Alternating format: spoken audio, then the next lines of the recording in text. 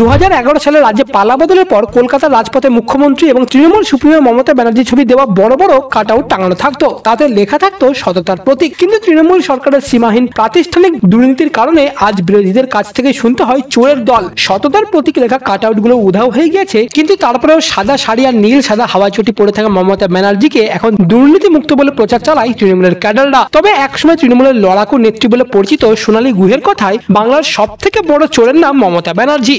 কোন একটি ইউটিউব চ্যানেলে সোনালী গুহের সাক্ষাৎকারে একটি ভিডিও এখন সোশ্যাল মিডিয়ায় ভাইরাল হচ্ছে, যদিও এই ভিডিওর সত্যতা আমাদের তরফ থেকে যাচাই করা হয়নি। সেখানেই সোনালী গুহকে বলতে শোনা যাচ্ছে, আমি বলছি বাংলার সব থেকে বড় চোরের নাম মমতা ব্যানার্জি।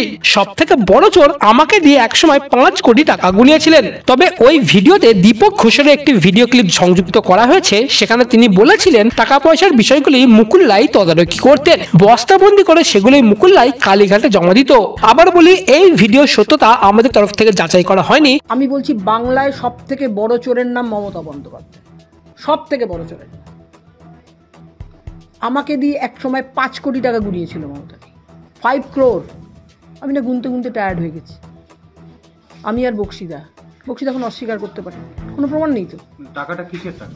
কোন একটা পার্টি থেকে দিয়েছিল, মানে ফান্ডে, মানে পার্টি ফান্ডে দেয় না ইলেকশনে।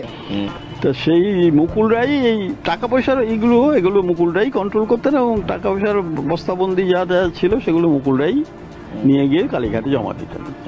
আমি বলছি বাংলায় সব থেকে বড় চোরের নাম মমতা বন্দ্যোপাধ্যায়, সব থেকে বড় চোরের। আমাকে দিয়ে এক সময় 5 কোটি টাকা গুনিয়েছিল মমতা, 5 crore। আমি না গুনতে গুনতে টায়ার্ড হয়ে গেছি। আমি আর বক্সিদা এখন অস্বীকার করতে পারি, কোনো প্রমাণ নেই তো। টাকাটা কিসের টাকা? কোন একটা পার্টি থেকে দিয়েছিল, মানে ফান্ডে, মানে পার্টি ফান্ডে দেয় না ইলেকশনে। Trinamool Congress one of the richest party in Bengal, ভাবতো রিচেস্ট, মানে ওয়ান অফ দ্য কি most rich party in Bengal. আর বিজেপির তো পয়সা আছে, কিন্তু ওনার স্বীকার করতে ভয়টা কি?